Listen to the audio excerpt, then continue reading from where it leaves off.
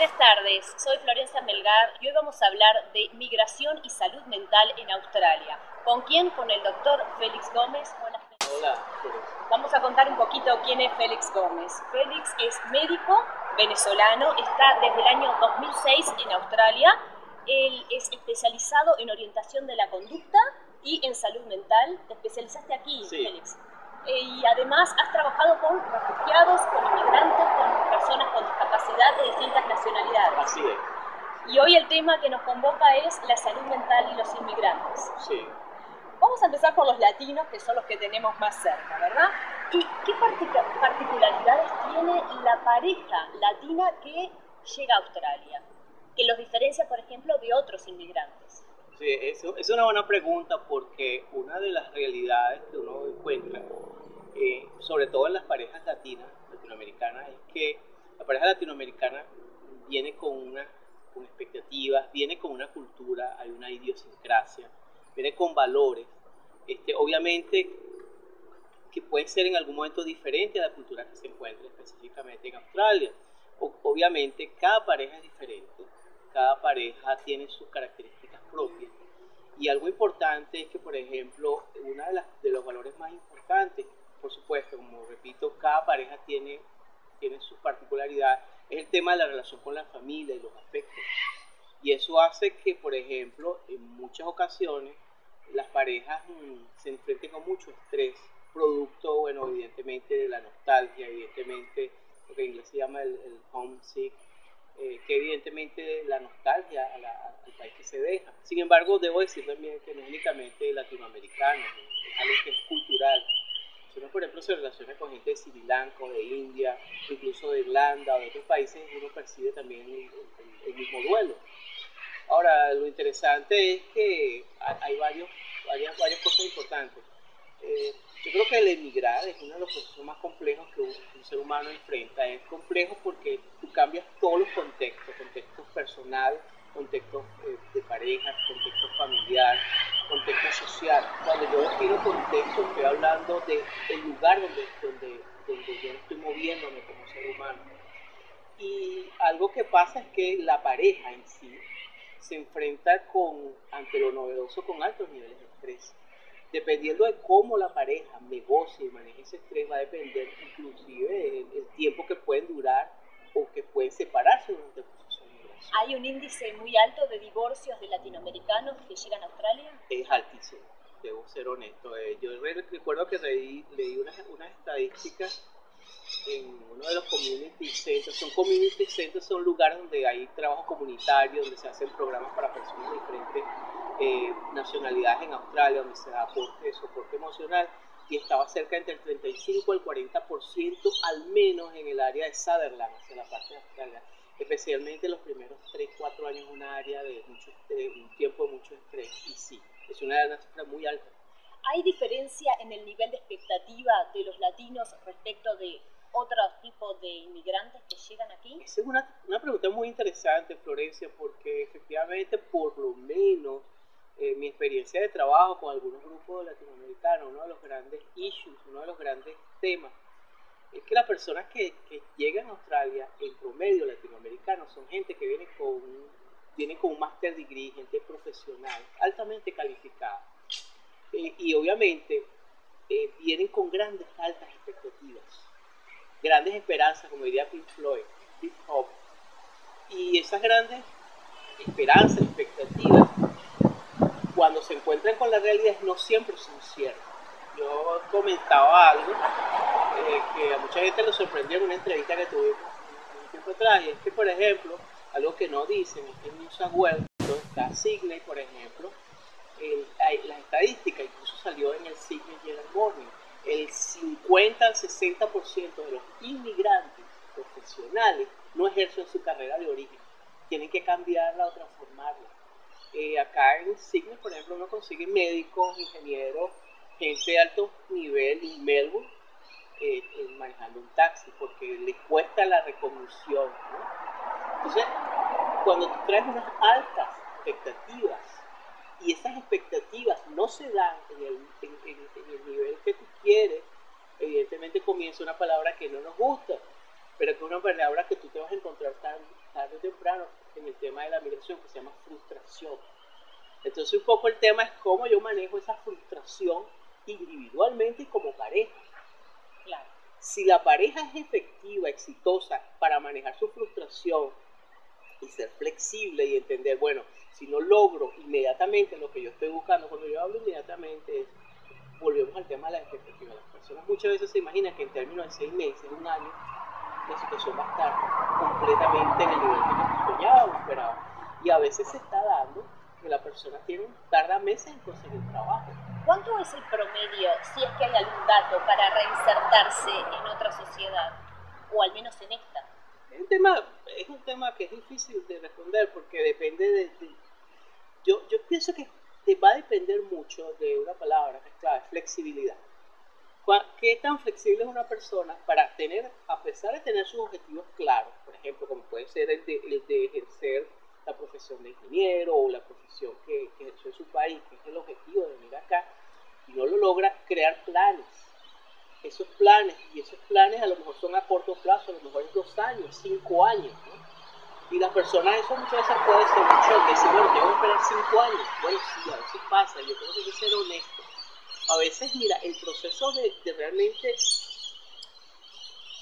integrarse, y a mí incluso la palabra integrarse no me gusta más como la experiencia de realmente empezar a fluir en la sociedad en que vives, la nueva sociedad en la que comienzas, puede ser un promedio entre 6 a 10 años, siendo ecológico, hablando en términos de ecología, en términos realmente cómo funciona la naturaleza, cómo realmente funciona el tiempo, incluso con el aprendizaje del idioma.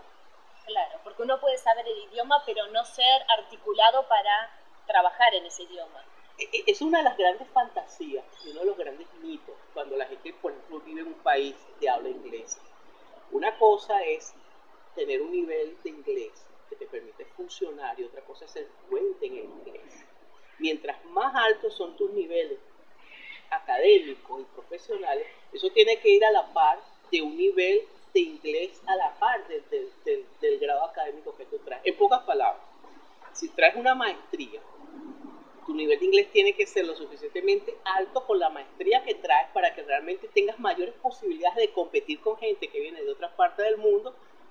Y muchas veces el tema que decide la inserción profesional tiene que ver con la afluencia del inglés, por ejemplo, en el inglés que estamos hablando. Claro.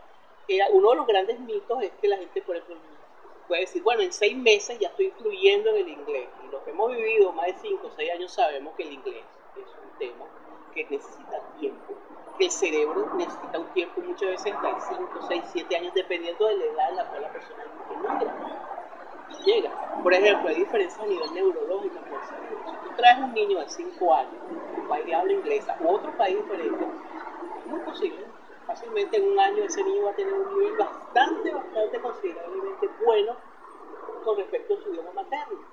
Pero si tú colocas a una persona de 40 años de edad llegando por primera vez y que no habla el idioma, oye, es muy honesto decir, por supuesto, estoy hablando de una curva de grado, pero estamos hablando de estudios en diferentes universidades del mundo a nivel de lingüística. Señores, el tiempo que tarda está entre 5, 10 y a veces 15 años para realmente tener un nivel de dominio. Y es evidente que eso puede generar frustración porque a veces esa ya es la edad para retirarse de la actividad laboral. Exacto. Entonces eso es un tema que genera un estrés altísimo, porque por ejemplo, hay algo que siempre me llama mucho la atención. Si una pareja, esos son creo que elementos no para negativizar un proceso de migración, sino sencillamente como para entender la dinámica con la cual la pareja se va a encontrar, ¿no? Hay un tema, por ejemplo, si él ha tenido un alto cargo y ella siempre ha estado en la casa, y eso es muy frecuente acá, llegan al país, en este caso Australia, y ella comienza a trabajar primero que él, por un año o más tiempo, y el hombre no tiene la capacidad para manejar ese cambio de rol, puede generar frustraciones, y eso se puede transformar, si la pareja no se sienta, conversa, dialoga, expresa sus emociones, en comportamientos de frustración, rabia, resentimiento, violencia incluso, que es un poco de lo que no se dice. De lo que no se habla. ¿Qué pasa cuando a esta pareja de inmigrantes le sumamos los hijos? Esa es otra gran distinción. Una cosa es ser pareja y otra cosa es ser familia. Y son completamente diferentes y son completamente integradas. Y la familia a veces se fagocita a la pareja. Es un tema, sí. Mira, ser pareja implica, es él y ella, que es una relación de dos extraños que están unidos buscando un proyecto común. Una cosa son los objetivos de pareja. Algo que ayuda a una pareja es tener claro, incluso sentarse a conversar. ¿Cuáles son mis objetivos como pareja? Por ejemplo, objetivos de pareja es irnos de viaje. Objetivos de pareja es hacer ejercicio juntos los sábados. El ejercicio de pareja es irnos a ir una vez a la semana al cine. El ejercicio de pareja es tener más sexualidad, etcétera. Pero ¿cuáles son nuestros objetivos juntos? ¿Cuáles incluyendo? ¿Cuál es el proyecto juntos de pareja? Donde no están los hijos.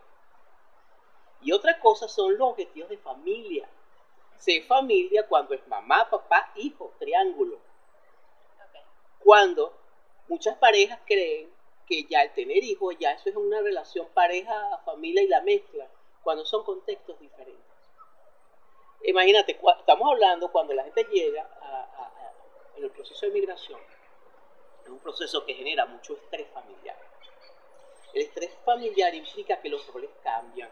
Te encuentras con un país diferente donde la cultura, los valores pueden ser diferentes a los valores que tú tienes. Yo hablo mucho aquí también del tema de la autoestima. Es decir, ¿qué es autoestima en este concepto? Autoestima es la conciencia clara de hacia dónde voy yo como individuo. Hay parejas con la autoestima alta, como equipo, y hay familias con la autoestima alta. ¿Qué quiere decir? Una familia con autoestima alta tiene como características que son familias que son muy efectivas para manejar transiciones complejas como es la migración. Ok, cuando yo hablo de transiciones, estamos hablando de cambios, eventos que producen una etapa muy diferente. Por ejemplo, un ejemplo de transición es la muerte de uno de los miembros de la pareja, el nacimiento de un niño, de un miembro de la familia, una mudanza, una transición. La mudanza a otro país es una de las transiciones más complejas que hay, porque involucra el efecto que generamos en las familias que dejamos, en nuestros padres, hermanos y todo el entorno, que se mueve, que se resiente, que siente todo un proceso que se habla poco, y también lo que pasa con la familia que llega. Entonces, ante eso, una de las cosas más hermosas que tiene el ser humano es la capacidad de transformación y cambio.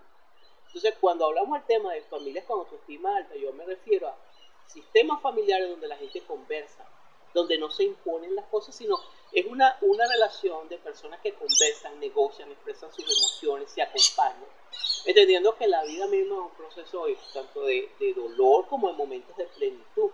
Sin embargo, es algo interesantísimo porque definitivamente donde se van gestando los más importantes modelos y sobre todo estrategias para enfrentar al mundo, eso es lo que se conoce como mecanismo de Brega, es la familia.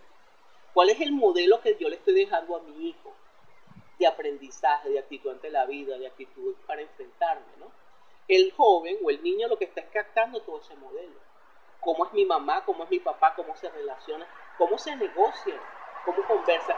Por ejemplo, algo que yo recomiendo mucho en familias que están viviendo por procesos y que hay que entender, y eso es importante saberlo, y que es humano y que es parte de un proceso, que cuando una gente en los primeros tiempos de la migración puede estar sentir miedo, sentir ansiedad, todos los miembros, es extraordinario, por ejemplo, cuando la gente apaga el televisor, se sienta en la mesa y conversa, ¿cómo te fue hoy? ¿Cómo te sientes? Es decir, es volver a lo obvio, a lo sencillo, que es una conversación. Y no es tan común. Ese es otro tema y no es tan común. Porque una de las cosas que se va dando dentro de la dinámica de la migración, y esto es interesantísimo porque realmente los estudios se vienen dando eso efectivamente en los últimos 10 años en el mundo, sobre todo en Estados Unidos. En Australia se está empezando a revisar un poco con otras, porque sobre todo con esto de la multiculturalidad. En Sydney es nada más y nada menos aproximadamente como 192 nacionalidades diferentes. Imagínate, por ejemplo, yo trabajo con gente, y es tu caso también, Florencia, que uno trabaja, por ejemplo, con gente de la India, de Sri Lanka, de Escocia, de Irlanda, gente diferente. Entonces, cada persona a su vez tiene un background, tiene una manera diferente incluso de relacionarse. Sí. Si eso ocurre con uno, el adulto, y el adulto en muchos casos puede estar confundido, imagínate un niño que necesita información. Ahora bien, algo importante que es bueno decir, el problema no es la migración. La migración es parte de la historia humana y los seres humanos nos seguimos moviendo desde que el mundo es mundo. El punto es cómo yo manejo estos procesos complejos desde mí mismo, con autoestima, con elegancia. Cómo lo puedo hacer de una manera en que pueda resultar generativa, efectiva, y que al final el resultado sea un resultado de ganancia, de bienestar, que es lo que se trata, ¿no? Uno de los temas es el duelo de la partida, y de eso mucho no se habla. ¿Cuáles son las estrategias positivas para que ese duelo evolucione bien en la persona y en la pareja? Yo creo que hay algo importante, ¿no?, que es bueno decir. Es comunicarse, es sentir, primero, cuando mucha gente que viene a otro país viene con emoción. Las emociones que enfrenta un inmigrante nunca son fáciles o básicas, son complejas. Incluso hay emociones complejas hacia el país que se deja, en muchos casos, y hacia el país que acoge al inmigrante, ¿no? Y hay una palabra que se llama duelo, y el duelo ocurre porque es efectivamente una pérdida, bien sea que la persona lo diga o lo niegue, pero el duelo está allí. Y eso es un proceso que es importante entenderlo en términos, incluso en términos de lo que pasa conmigo. Porque si he estado 30 años viviendo en un espacio con vecinos, con personas, incluso con una comida, con una cultura, con una música, y luego parto, eso está en el cerebro. Eso no es algo que pueda decir, bueno, me paso una especie de botón off y ya no tengo nada, ya funciona. No funciona así la naturaleza. Una de las estrategias más efectivas es primero conectarte. ¿Qué me está pasando? ¿Cómo me siento? Y conversar con la familia. Mantener, en lo posible, tratar de mantener una comunicación con la familia. Y aclarar que independientemente de la partida, el afecto está allí. Algo extraordinario que pasa con la familia es que la familia, los vínculos siguen. Incluso los vínculos son per século, son el vínculo que tú tienes con tu padre, con tu madre, con tus hermanos, es un vínculo que va más allá de la partida física, sigue intacta allí emocionalmente. Y una de las cosas que yo recomiendo mucho, y a mí me ha ayudado, sobre todo personalmente, yo puedo hablar de que es sencillamente, por un lado, comunicarme, expresarme, decir lo que siento, y en esa misma medida escuchar a los demás. Y entender que una cosa es que he partido, pero otra cosa es que el afecto que está con mi familia sigue intacto, ¿no? Y por supuesto cada familia y cada persona tiene una dinámica diferente, ¿no? ¿Sabes qué me ha pasado desde que estoy aquí en Australia? Que encontré mayoritariamente, hablando de personas inmigrantes latinos que hace muchos años que están en Australia, algunos que idolatran a Australia y hablan mal de su país de origen, sí, y no ven nada malo de Australia, y el opuesto, aquellos que critican a Australia pero no vuelven a su país. ¿Qué es lo que pasa ahí y cuál sería el camino medio, que quizás sea el más sano, verdad? Bueno, y eso es interesante lo que comentas, porque esos son modelos uno del otro que están captando los hijos, las nuevas generaciones. Lo que una generación no resuelve, se lo pasa a la otra generación. Eso es muy interesante. Hay un libro fantástico que se llama Las identidades asesinas, te lo voy a enviar. El libro McCool es un libro extraordinario. El nombre es seductor. Él toca el tema de las identidades asesinas, es decir, ¿cuál es el sueño en la mayoría de los inmigrantes cuando parte y llega a otra tierra?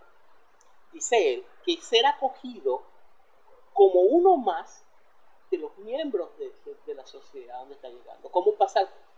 Desapercibido como uno más, dice él, ¿no? Y él es un escritor muy interesante porque él es argelino que emigró a los 30 años a Francia.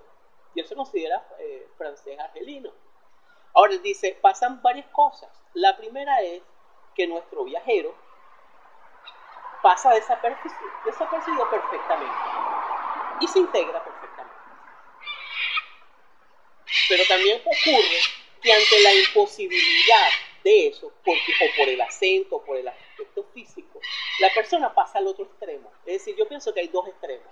Uno es el extremo de la negación, es decir, yo no pertenezco a la sociedad donde estoy trabajando, donde estoy haciendo mi familia, pero el otro extremo es yo pertenezco completamente acá, yo no tengo pasado. Creo que los dos extremos no se entienden. Obviamente, cada persona es un proceso diferente. Yo lo que he encontrado, los modelos más efectivos, por lo menos de personas que realmente están haciendo cosas y que yo lo observo con un nivel de salud mental bastante óptimo, son personas que entienden y tienen muy claro de dónde vienen. Yo, por ejemplo, siempre lo he dicho, yo soy un venezolano viviendo en Australia y me siento feliz cuando lo vivo. Yo honestamente no me siento australiano o venezolano, yo soy un venezolano caraqueño que le encantan los Leones del Caracas. Los que estén en Venezuela saben que los Leones del Caracas es un equipo de béisbol y soy muy venezolano. Ahora, siento que estoy aprovechando, que tengo oportunidades. Tengo una hija y Sofía nació acá. Y yo entiendo que la dinámica con Sofía es otra. Y es otro tema. Ahora, hay personas que se sienten australianos, venezolanas, o colombianos, australianos. Es un tema de identidad. Es un tema de identidad. Finalmente el tema de identidad es un tema que tiene que ver con valores y cómo la gente procesa eso. Cuando tú hablabas de la integración familiar y de la pareja, uno se encuentra acá con un sistema de valores que es diferente, obviamente, al latino. Hay una tendencia mayor, sobre todo en la educación de los hijos, a tratar de asimilarse a ese modelo australiano, o hay quizás esa postura de necesito mantener mis valores latinos en la educación de mis hijos. ¿Qué pasa ahí en esos dos sistemas de valores? Que pueden chocar y pueden terminar siendo traumáticos tanto para la familia como para los hijos. Mira, cuando las cosas se imponen, tarde o temprano, el niño se resiente. Es decir, algo que hay que entender. Por eso yo he hablado un poco de familias altamente efectivas, parejas efectivas y parejas que no son efectivas en la migración. El tema se trata de cómo yo, manteniendo lo que soy, puedo aprender de lo que está afuera y puedo en unas situaciones negociar, por ejemplo. Un valor que es universal en promedio, porque como te digo, cada pareja y cada familia es un mundo, es el tema de la familia unida. Es un tema para el latinoamericano en promedio. Pero cuando tú llegas a un país como Nueva Zelanda, puede ser incluso Australia, Estados Unidos, países anglos con una conexión muy anglocéltica, vas a encontrar que el valor predominante no necesariamente es la familia, es el individuo, yo individuo.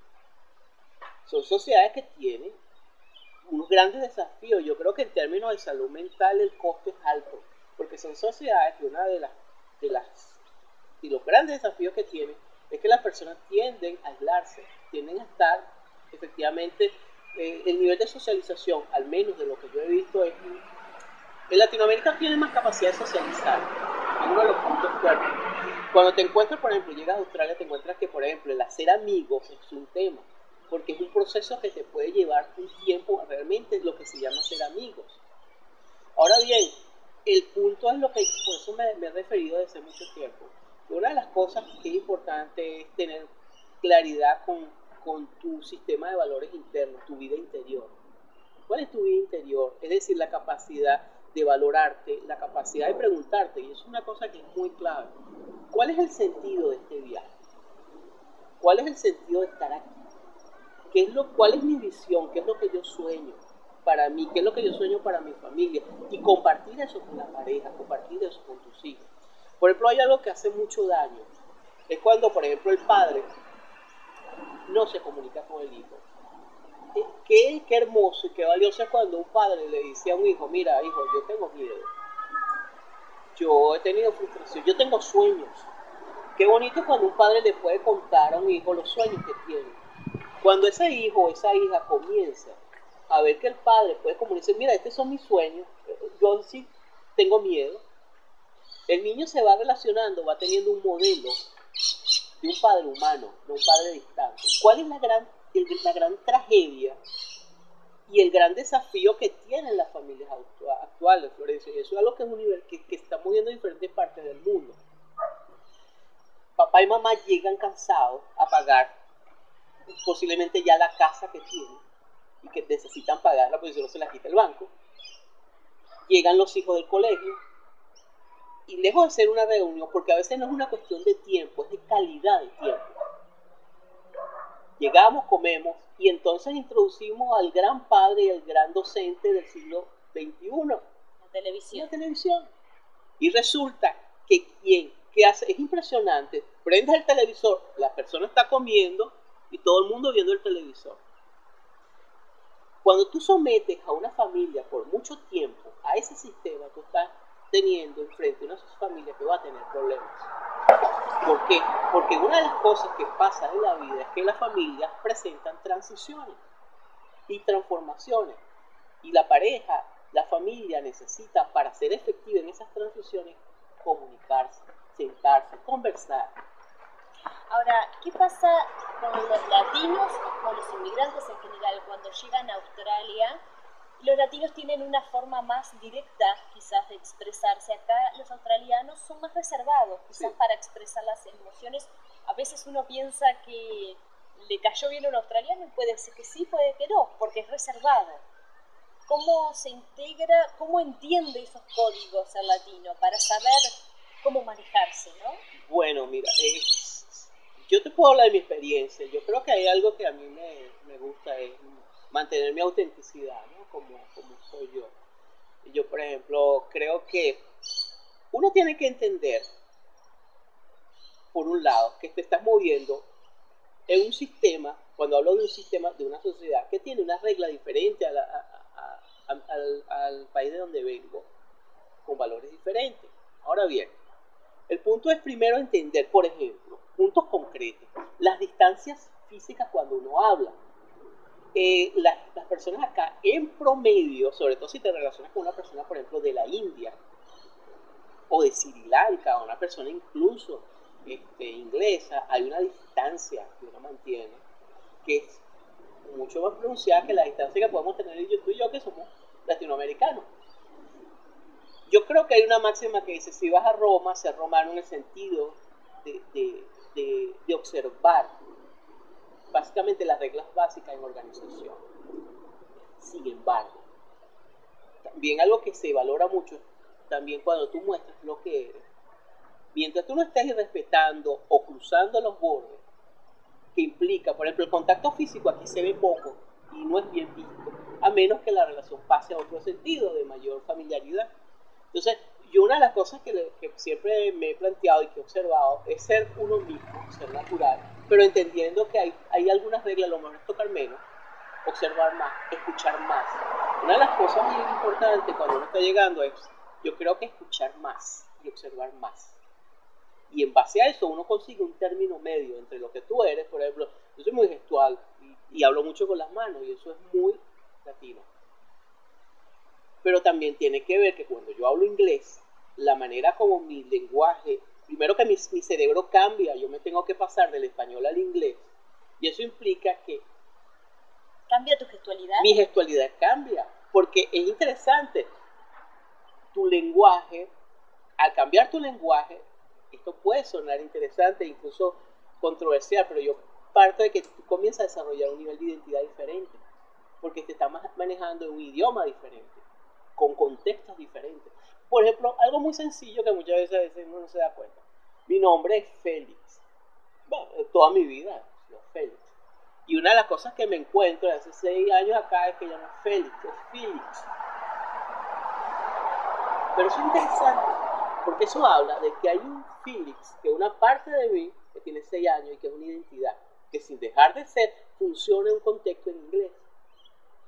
Y hay una parte de mí que cuando estoy en casa, cuando estoy con buena parte de mis amigos, es Félix. Muchos son latinos. Y son cambios que uno no se va dando cuenta. Eso es parte de una dinámica de transformación muy interesante. Lo más sano sería mantener las dos identidades como parte de uno.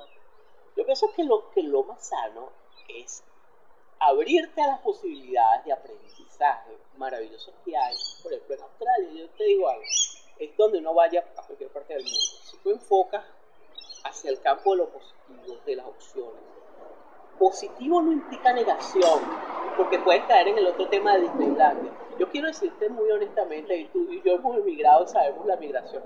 La migración no es Disneylandia. Eso que le dicen, si vivieron felices para siempre, eso es mentira, señores. no se crean eso. Cuando tú emigras, sencillamente tú cambias un tipo de problemas por otros tipos de problemas, por otro tipo de complejidad. Lo que ocurre es que puedes encontrar dentro de ese viaje complicado nuevos aprendizajes. El que piense que se va y resolvió su problema está realmente montado en una fantasía tipo película, tú sabes, de estas de hadas y príncipes encantados. No, yo pienso que se trata de, por un lado, la maravilla de oportunidades que tú puedes encontrar si te centras hacia bueno, ¿qué tengo acá? ¿Qué puedo construir desde lo que yo tengo? Segundo, tiene que ver mucho con la valoración que yo tengo como ser humano, es decir, ¿qué creencias tengo?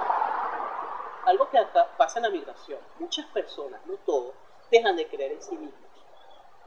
Hey, un momento, yo valgo, yo tengo capacidad, yo tengo muchos recursos. Yo como ser humano tengo la capacidad de ser flexible, de moverme, de aportar. Y de aprender. Y de aprender. Cuando tú te abres ese marco, tú perfectamente puedes mantener lo que es hermosísimo. Yo creo que si algo nosotros tenemos los latinoamericanos, es mucho que aportar. Porque tenemos una manera de ver, un sentido y una capacidad, unos recursos personales extraordinarios. Y al mismo tiempo tenemos mucho que aprender acá. Entonces, cuando tú integras eso, no se trata de entrar en dicotomía, se trata de comienzas a encontrarte con una Florencia enriquecida, con una Florencia con una capacidad de generar nuevos aprendizajes y hacer nuevos aportes. Lo mismo pasa en la familia. ¿Qué pasa con las parejas multiculturales? Okay. Porque ahí ya es otra historia, ¿verdad o no? Sí, es una historia y bellísima, porque tiene que ver con el tema, y yo te hablaba de la palabra negociar. Tiene que ver con negociar. Mira, negociar implica llegar a acuerdos. Y llegar a acuerdos implica conversar. Hay un amigo mío fantástico que tiene una frase que dice conversar, conversar hasta llegar a negociar. Es decir, te puede pasar el tema, no es de las diferencias pueden unir y las similitudes pueden separar. ¿Qué quiero decir con esto? Lo extraordinario cuando tú tienes una pareja diferente a ti es todo el aprendizaje que tú puedes hacer del otro y viceversa. El punto es qué tan abiertos están los dos para sentarse y jugar limpio. Jugar limpio implica vamos a conversar, vamos a hablar. Jugar sucio significaría tratar de imponer lo de uno. Implica, entre esos aprendizajes, implica guardar cartas, implica bajo la manga, eso implica mantener secretos, no ser leal con el otro. Es decir, mira, somos diferentes, pero también podemos aprender mucho. También tiene que ver con la actitud que tengo ante el otro, ¿no? De conversar, de abrir. Mira, una cosa que a mí me gusta mucho, por ejemplo, me parece que es una fortaleza, no lo veo como una debilidad.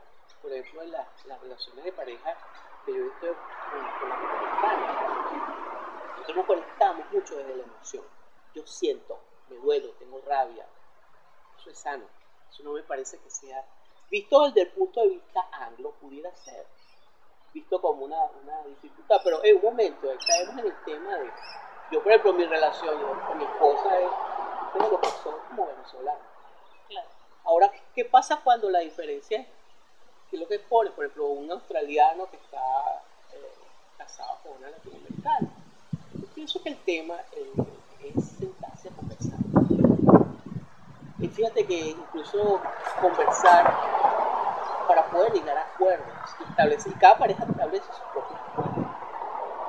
Apagar el televisor, insisto. Empezar por ahí. Si fuéramos a hacer una conclusión de nuestra conversación de hoy, ¿cuáles son los principales mensajes que queremos dejarle a los inmigrantes latinoamericanos en Australia y a los latinos que están en otras partes del mundo? ¿Cuáles son las principales claves para ser más sanos? Yo creo que al principio tener claro cuáles son las metas del viaje. ¿Cuál es la razón por la cual estás acá?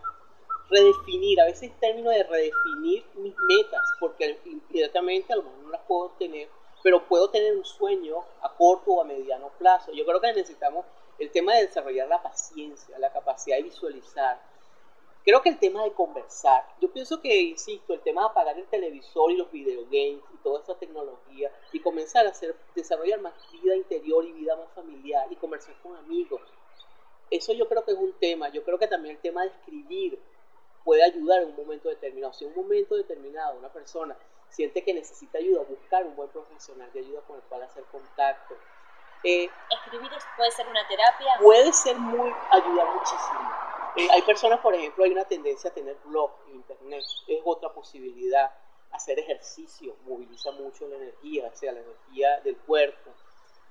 Ver películas que te motiven, conversar con la familia, evitar aislarse. Cuando uno se aísla va perdiendo la capacidad de conectarse con los otros. Y yo creo que sencillamente redefinir proyecto de vida. Cuando uno tiene un proyecto de vida que te apasiona, un proyecto de vida que te gusta, que te enamora, eres capaz de enfrentar los diferentes desafíos. Y lo más extraordinario, yo creo que puedes dejar un legado a los hijos, sano. Un legado de que puedes decir, hey, más allá de una casa que me dejaron, más allá de dinero, mis padres me legaron el hecho de ser efectivo como ser humano. ¿Qué es efectivo? Un ser humano sano que es capaz de enfrentar transición, un mundo tan complejo, sobre todo un mundo tan complejo que estamos viviendo y que vamos a vivir. Pero al mismo tiempo tienes un ser humano que tiene recursos, capacidades para enfrentarlo y salir adelante. ¿Dónde podemos leer más sobre las cosas que nos estás contando? ¿Tenés una página web? Sí, hay una página web que se llama neurosinergia.com. Van a conseguir recursos enormes, sobre todo porque hemos estado creando videos de apoyo, sobre todo de tips de este tipo. Y hay otro que puede buscarlo en YouTube. El canal se llama Neurosinergia 7. Es un canal donde tenemos más de 40, 50 videos y la idea es compartir con las personas de diferentes partes un poco el tema de la migración, escuchar y enriquecernos todos. Bueno, entonces recapitulando, neurosinergia.com es la página web y en YouTube es Neurosinergia 7 y allí pueden tener todos los recursos que comparte el doctor Félix Gómez. Muchas gracias por colaborar con toda tu información y todo tu aprendizaje en estos años. Muchas gracias, Florencia, un gusto por la invitación y mil gracias, agradecido. Será hasta la próxima.